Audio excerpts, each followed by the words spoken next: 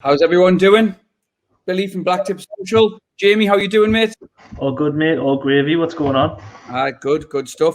We've got a lot to get through in tonight's live. Okay, so we're going to be talking about customer retention strategies because this is something that you've absolutely got to get nailed down if you want to grow and scale your business. So we've got a lot of things, a lot of discussion points that we want to go through. But like always, if you guys have any questions at all as we're going through the Facebook Live, please just ask in the comment section, post a comment, and we will ask them for you. I'm just pulling up the live video. If it looks like I'm looking at my phone, I'm not being rude. I'm just pulling the video up so we don't miss any comments. But yeah, throw your questions in, everyone. Throw your questions in. Let me know what's going on. Let me know who's here. In fact, post your favorite emoji. In fact, don't even post your favorite one. Your last used emoji. That I did this the other day. It was like the last 3 or something, and it almost told a story. It was ridiculous. Post your favorite. Post your last used emoji. Do people do that? Don't they post your last 3 emojis, and then you get some good laughs out of them ones. So, customer retention strategies, Jamie. You want to kick us off for the first one? Yes, mate. So, email and SMS. So, an SMS is text. SMS is, I just call it text messaging, but SMS is the technical term. So having solid email and SMS, marketing strategies, they're what you would call own channels. So you don't necessarily pay to play with those channels. You might pay for your email and SMS service providers, but sending emails out is effectively free. It doesn't cost you anything. They're what you call own channels. So the way that we do things when we help to grow e-commerce businesses is that we build out a back-end strategy. So we use Facebook and Instagram ads as well as other social platforms to acquire customers, brand new customers at scale. And then we use email and SMS text messaging as one of our main, if not our main, customer retention kind of strategy. We do that by increasing short-term customer lifetime value. We do that by increasing average order value. And what that means is that if somebody orders, I don't know, if somebody orders a pair of shoes, for example, as I'm just pulling this is going to be a dreadful example, this, by the way, I don't know why I said shoes. Somebody orders a pair of trainers, for example, and they've ordered them, they've got rid of your upsells on your website, they haven't paid any attention, and they haven't bought anything else, they've just bought the trainers.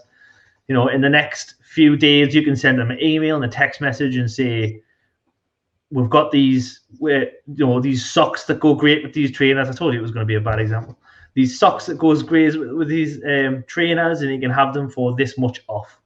So the idea being that when you pay to acquire a new customer on any kind of paid channel like Google Ads or social, that what you pay for that customer is obviously coming out of your profit margin. Now, if you've already got that customer, you've already acquired that customer, you can sell to them again effectively for free using email and SMS, and it's going to increase that customer's value. It's going to increase profit per customer to the business, and this is a really powerful strategy that we use when we're growing businesses.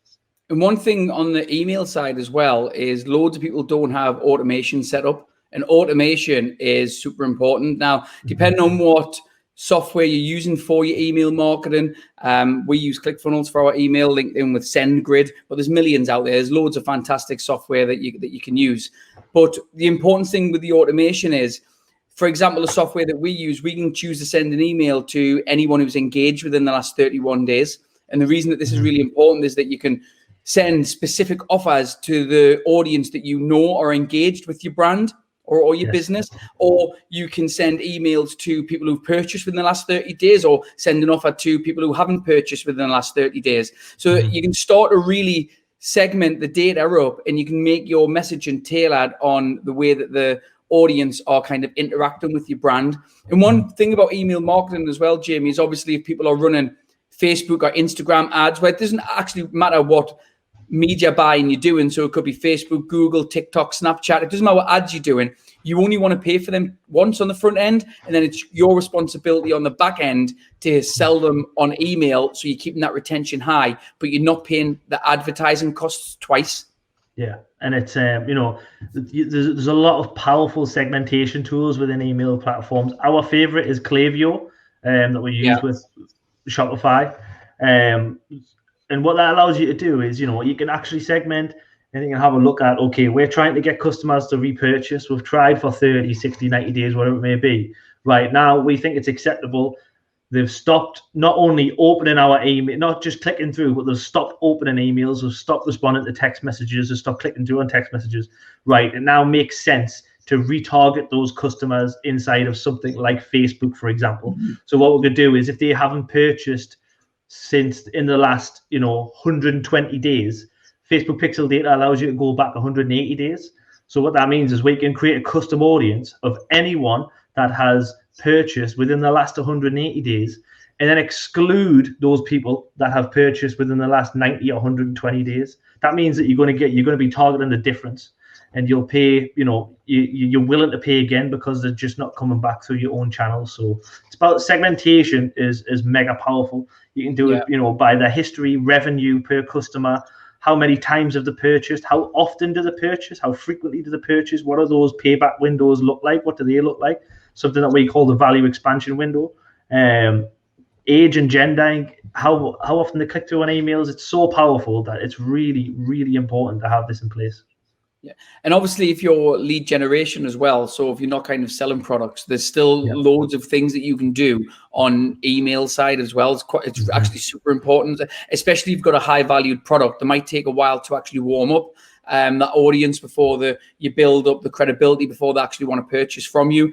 I mean, one of our current customers that we're working in, I mean, like, we solely focus on generating new leads via a lead magnet, and then on the email marketing on the back end, once we've acquired that lead through a Facebook ad, they then send in sometimes 6 to 10 emails before closing them, because it's a longer journey for them to actually sign up. So email marketing, and obviously you've got SMS, WhatsApp for Business. If anyone's using WhatsApp for Business, by the way, let us know, because I only know not many. It's not really getting huge traction at the minute, but I think it's still got time to develop, because people are using WhatsApp a bit of a personalized thing, but I think businesses will start using it more as we go through. I do think that, WhatsApp, and also let me know in the comments if you do have an email or SMS strategy. I'd be interested to know. But WhatsApp for Business, I totally agree. Do you know what it reminds me of, though? It reminds me of virtual reality, in the sense that it's mint and it works, but it's just not standard operating procedure for humans at the moment. Like, it's so, if you're on VR for a period of time, you always pull it up and then look around with, okay, right, and then you go back in. Do you know what I mean? It's like, it's not standard behavior, and it's kind of, in the advertising world, WhatsApp for Business hasn't really got there yet either, but I'm pretty certain that it will. If you've got any questions about customer retention for your business, get them in the comments and we're going to answer them for you. So make sure that you get them in and be selfish, get it specific. That's why we do the Facebook Lives for. It's good just to kind of have a bit of chat with you guys. I mean, normally every week we get loads of comments coming in. Hi, Carly. How you doing? Good evening. Thanks for jumping on. If you've got any questions, Carly, about your eco business, jump in, ask a question. We'll get them answered for you. So the next point that we're going to go and talk about Facebook groups, Jamie. So obviously Facebook groups, everyone with a business is in a Facebook group. I find it hard to believe anyone that isn't in a Facebook group. And one thing that we have noticed with Facebook groups, especially during the first lockdown, is that many people set up groups that they lost the value a little bit. Not all of them, but some of them. So it's actually important to make sure that if you do start a Facebook group for your customers or ideal customers or people you potentially want to work with, you've got to make sure that there's a lot of value in that group that makes them want to come back and check the group on a regular basis. Because even sometimes with groups, we miss notifications in our own because I'm in that many. So that's why it's important to kind of prioritize what groups you want to do. One tip, if you are in a group like the Coronavirus Business Support Group or our Facebook Ads Academy, make sure you go to notifications in the settings and you turn on see all notifications, just so you don't miss anything from the groups that you know you want to be in. Anything you want to add on the groups, Jamie? No, mate. No, it's. I think it's massively important. Like that, it is. You're engaging constantly. You're always engaging with your community, and if your communities are exactly that, communities. I like to think of it as almost like mini lead magnets on a daily basis or on a bi-daily basis. Do you know what I mean? It's about providing value, short term, almost quick win value, and it really works.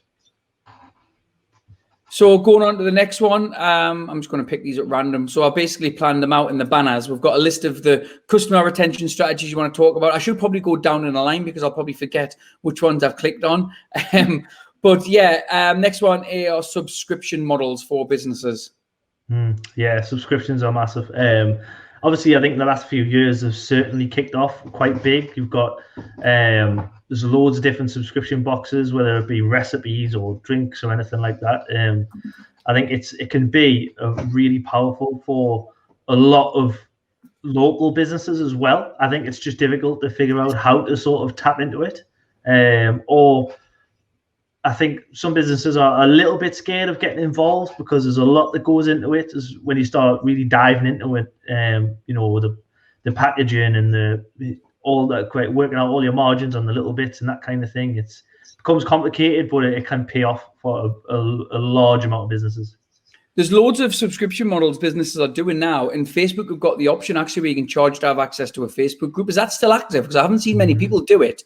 But people are creating groups. And then, for example, they might say, okay, to have access to this group or the content inside this group, you've got to pay £10 a month. And some people are making, I mean, there's loads of good platforms out there if you do run a subscription model. Things like ClickFunnels do one, Kajabi. But obviously, if you want to, you can just use Facebook groups. But subscription models are definitely, I feel like in the last 2 years, they've become a lot more popular. And I still think there's loads of room for them to grow. Yeah, it definitely is. Any questions? Anyone got any comments that you want us to answer about your business? Please just jump in, get them in the comments, and we will answer them for you. So kind of linked into subscriptions, Jamie, I think the next kind of natural one to talk about are affiliation programs, because let's say you've got a group and you've got 1,000 people paying you £5 a month. You obviously making 5K. But what you can sort of do is if you want to take that business to the next level, offering affiliation programs is a really, really good way of incentivizing people inside of your group to be able to grow your subscription model. So, for example, what you might say is, okay, if you go and get a member to sign up to this subscription model in the business, you're going to get their first month free. Or you might give them a 10%, 20%, 50%. Could be an Amazon voucher. I don't know. Just depends on what you decide to give away. Now, depending on what program you're using to host your affiliation program, your subscription, they might have affiliation software built in. For example, we use ClickFunnels. That has an affiliation software built in. There's other ones like Carter, but I'm not going to get into them because I fell out with Carter a little bit. But Carter have an affiliation program built in. So if you're looking to move to a subscription service, you must build in some sort of strategy for an affiliation, because this is a really good way of retaining people as well. Because if they know if they can make money by being in your group as well as learning and getting a great service from you at the same time, you're going to hold that retention from the customers. Yeah, affiliation programs really work. There's a lot of money being made in affiliate marketing. As you know, it's basically like a referral scheme, isn't it? It's massive, and it's if anyone's got any questions about implementing these into your business as well, just let me know. Just comment and we can hash it out. That's what we're here for. But yeah, affiliate marketing is massive. So I've got a question. It's Facebook user. I don't know who this is. If you want your name and your profile picture to show up in the description, I believe that there should be a link that you can click, and all you've got to do is give access to StreamYard. You've just got to give them permission to be able to use your Facebook profile and your page. So let's just have a look. So basically it's saying that interesting about SMS marketing. I have about 900 previous customers' numbers from my locksmith business in my phone. Never really thought of sending out offers for locks, handles, etc. SMS can definitely work. So basically, we've got one of our customers who does sign up a lot of people via WhatsApp, and he uses WhatsApp for business. There's a good chance he's probably watching this actually. But yeah, you can definitely use SMS marketing to sell. Yeah, it's just the one thing you will have to be careful about is how you collected that data. You will have to have permission to remarket to them. So when you collect email addresses and telephone numbers to send text messages to, you must have consent from them. So there's normally tick boxes, or it's in some terms and conditions, that kind of thing. Otherwise, it is a breach of GDPR, and you could get in a decent amount of trouble for it. So yeah, just make sure you've got the right permissions. The only thing I would also be conscious of at email marketing, with SMS marketing, is it can definitely be effective, but because it's not widely used at the minute. So at the minute, a lot of businesses will use it for like reminders. So if you've scheduled like a meeting on Zoom with someone, you'll get an automatic SMS reminder. The only thing I would be conscious of is don't be too spammy with SMS, because obviously you can be a little bit spammy with email and send them every single day, because it's a lot easier to ignore email, but it's not that easy to ignore SMS. And I think until it's a lot more integrated, you just need to be really careful, and your strategy needs to be bang on with it.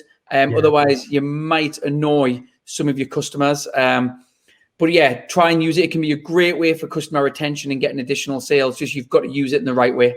Yeah, it's like everything. Just provide value. Don't annoy and push a sale. Just as long as it's valuable for them, definitely do it. Yeah. Good question. Oh, yeah. Thanks for that. Good point. Any other questions? Please get them in. Anna is saying, hi, Anna. Thanks for jumping on again. Anna saying the ClickBank is big for an affiliate program as well.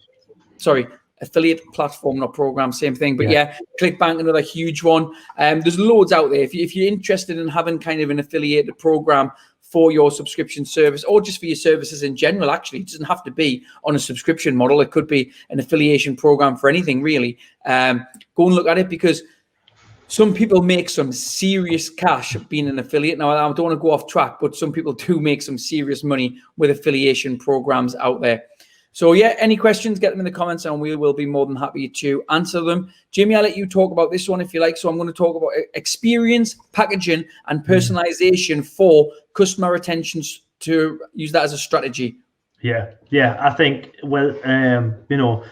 more so on physical products, but definitely as well on services as well. How you onboard somebody as a customer as well, that experience is going to really help. So if it's physical products, that packaging and that unboxing, that how delighted they feel when they do that, that could be really important for them coming back, because then they're not only going to buy more products off you because the products are great, but they want to go through that experience again. They want to be delighted again by the packaging.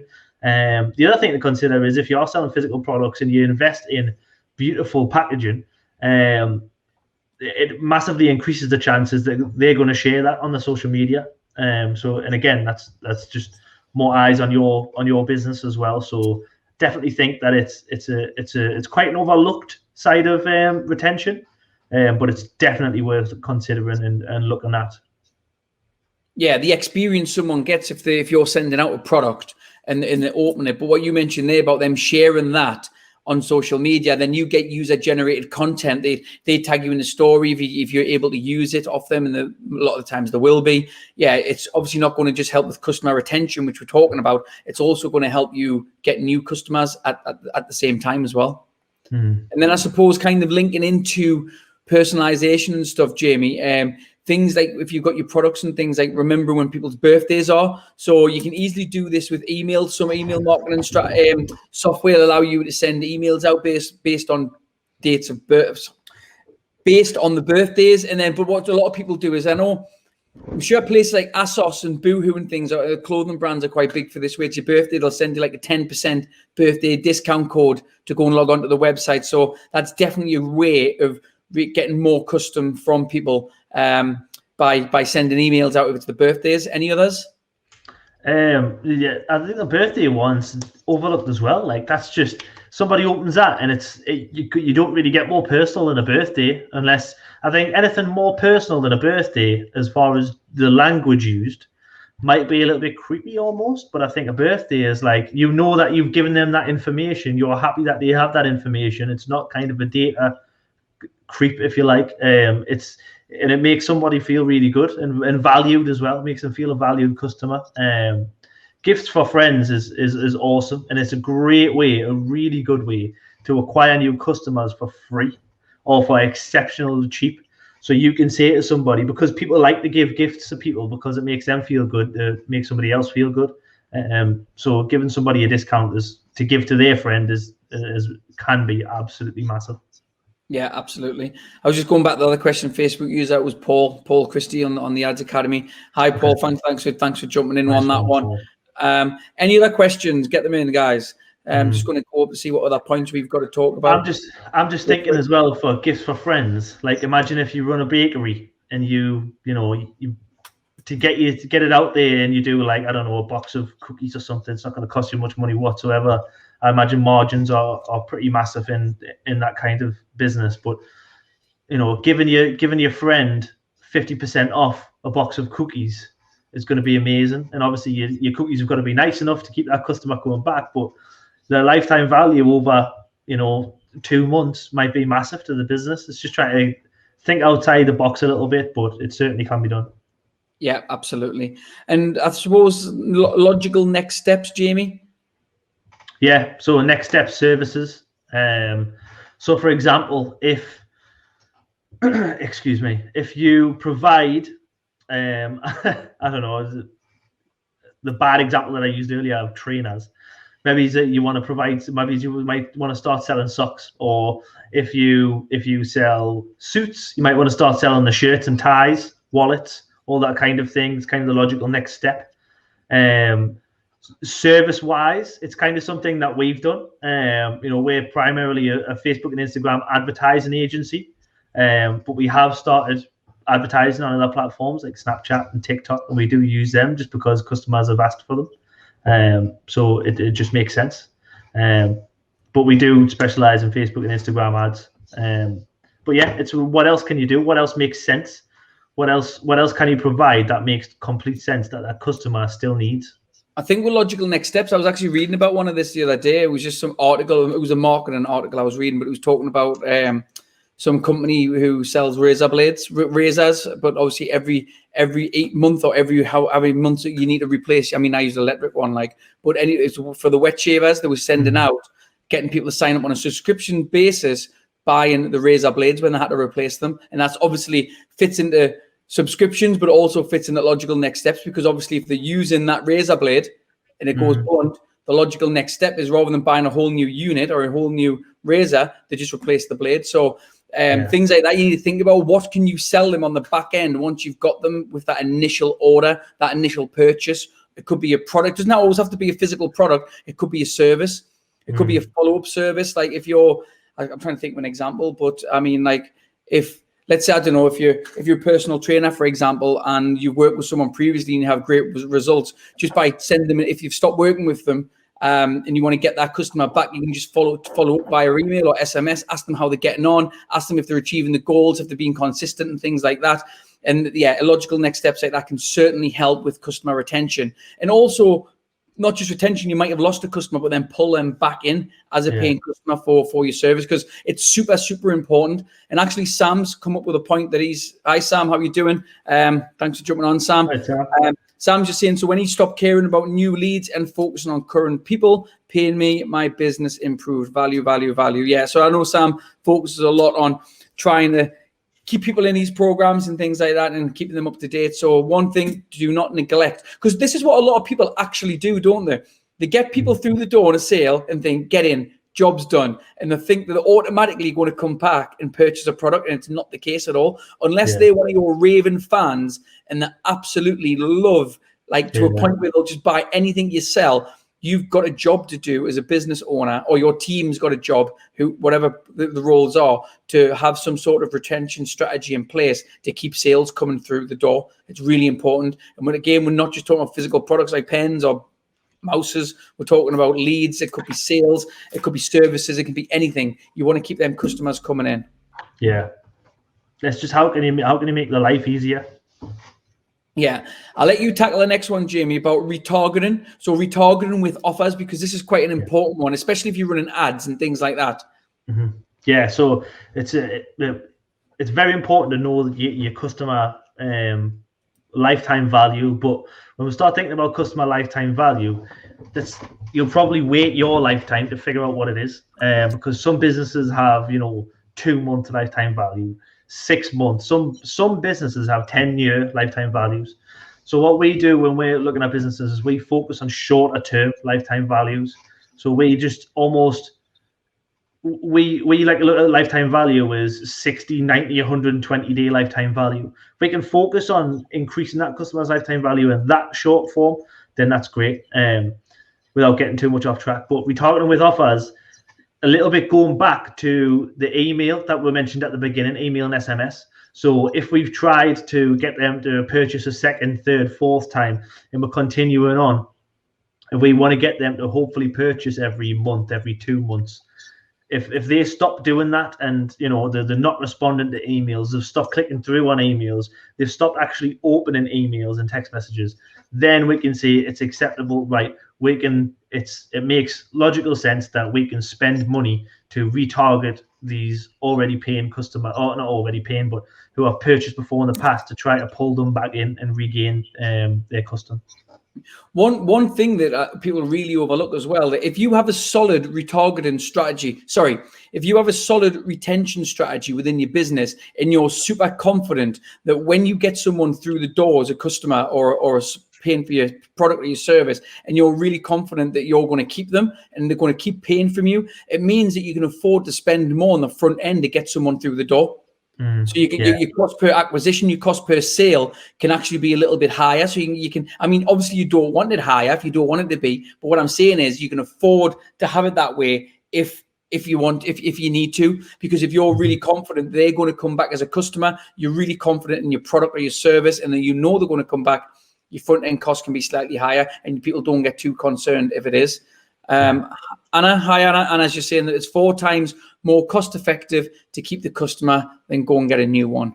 Yeah, and I suppose, yeah, absolutely. And it goes back to how much you're paying for a customer on the front end. But like we said, Anna, you totally agree with you. You don't want to be paying for people twice. So once you've already paid for them as a customer, you do not want to go and be paying for them again. I mean, sometimes you can retarget current customers, especially if they're not engaged with you and you want to kind of retarget with Facebook ads, but you want to try your best not to have to pay for a customer twice. Absolutely. You just got to know your numbers. Just know what it's going to do into your margins, to your profitability. We see this regularly when we do ad account audits. We see a lot of times we'll see Facebook ad accounts that look like they've got a 5x return on ad spend, but actually they don't have proper exclusions in place. So what they're doing is, if they have a subscription model, for example, they are just targeting people who are already on subscription. And then those people are just seeing it and saying, oh, yeah, I need to reorder. And they're going through it. Do you know what I mean? So they're paying for existing customers. So when you look at it that way, a business can actually fold with a 5x return on ad spend, because they're just paying for the same customers over and over again. It's just like a black hole for your ad spend. So it's really important to have proper exclusions in place, knowing your numbers on your ads and making sure everything's set up correctly. And it's a really good point that you make there, actually, because us as Facebook and Instagram marketers, advertisers, whatever you want to call us, we could easily, if you've got a good customer base, we could easily inflate the front end sales by targeting people who you've already, because we know that you've got the buyers. Once someone's committed as a buyer, we know they're probably going to purchase again. So we could inflate it, but that's not what it's about. It's about getting new customers on the front end and then getting them more sales in the back end. One thing that's actually a really good tactic is, let's say you're generating loads of leads, for example, if you can have a really small entry cost to a product or a service and use that as a bit of a tripwire. And what I mean by a tripwire is where you can get them on a low purchase, they're a buyer, and I can't remember the exact figures, but if it's really high percentage, if someone commits to a little payment, they're more than likely to buy from you again, or you can upsell them a lot more easily. So trying to test the waters with a little purchase is sometimes a really good tactic to find out who your buyers are, especially if you've got a big email list. Yeah, absolutely. Do we have any other questions? Jamie, I've got all of my points ticked off on my list that I was going to go through. Is there any other points that you want to go through? And you were worried we had too much to go through, Billy. I know. Normally we've got half the points and then we don't get it. But normally we do have a lot more questions, normally about 5 times as many more questions. So I'll just give you 30 more seconds or so, because I know that Facebook runs on a little bit of a lag when we are live. So if you do have any more questions, please get them in before we jump off, because I have got all of our points through. We haven't scheduled the lives for March yet. We're going to schedule them tomorrow over the weekend. So make sure you check out the events pages and you'll see what events we are going to do in the next forthcoming Thursdays, because we go live every single Thursday at 6 o'clock. Yeah, I think now would also be a good time as well. If you are, we'll do a quick run through of all the points. I'll just list off my list here in a second, just in case you are joining a little bit late. But also for our lives, like Billy said, we go live every Thursday. What would you like me to talk about? If you're watching now or if you're watching this later, comment below. Let me know what you want to see. What do you want to learn about social media? What do you want to learn about Facebook ads, Instagram ads, ads on other platforms? What do you need to know? What do you want to know? What do you want these sessions to be about? Because they're literally for you guys. This is why we do them. We want to try and help as many businesses as possible, because everybody needs help running a business, but especially right now. So get your comments in. Let me know what you want us to discuss every Thursday, and we'll make sure that we'll cover it. Yeah, thanks, Anna. Anna's just saying really good one. Thanks, guys. Yep, no problem. Anna, is there any topics you would like us to cover? Like Jamie was saying, I know you tune in every single Thursday and you get involved quite a lot with the lives, and we do appreciate that. Any value you want to kind of give or jump in, feel free. Any topics you would like us to cover? I know you're into marketing yourself, but anything you would like us to cover specifically on the kind of the advertising side, make sure you ask us, because we'll get that planned in. But yeah, I mean, I've got no other points, and it doesn't look like there's any other questions, Jamie. So, sorry. Let's do a quick run through of what we've went through. So, I'm gonna just reel them off here. I'm gonna rattle them off. I don't want to pressure you to bring the labels up, because I know it's a bit touchy. Boom. Easy work. So, email and SMS marketing is one. The next one we're talking about was Facebook groups and building communities. Oh, you're on the ball, yeah, Billy. Come on, keep it coming. You're on the ball. I'm gonna pick up the pace here and challenge you. So, Facebook groups for communities, subscription models, customer experience and packaging. Oh, mate. Next logical step services, or logical next steps. Personalized gifts and gifts for friends. Oh, I missed it. There was always going to be one. Gifts for friends. That's all right. It's there. I don't know where that one is, actually. I don't know where it's gone. It's on the screen right now. Oh, you've got it. I must have hit the right one. So gifts for friends. And then retargeting with offers. The retargeting and trying to get them back in. Yeah. So that's what we've covered. If you're joining late or anything like that, comment, ask your questions just before. We're going to give it a few more minutes before we jump off if we don't have any questions. But that's what we covered. Feel free. This video will be available after we go off the air. I almost said there. Off the air in this lives. It'll be available to watch later. But if you do want to get any questions, still comment. Even if you're not watching live, if you're watching in the follow future somewhere, comment and we'll get back to you. Yeah, Anna's saying the funnel ads would be great. Yeah, Anna, do you know what? We will do one on funnel ads, because it's funnel ads. It's a good topic to talk about. It's one of them topics where it's kind of going to be really at intermediate users, so someone who's ran Facebook ads before. Yeah, but we'll definitely cover that. So funnel ads, I'll get that on my list and we'll cover it, because when you start getting into your advertising campaigns, understanding your sales funnel and your sales process is super important. So yeah, we'll definitely cover that. So thank you for that, Anna.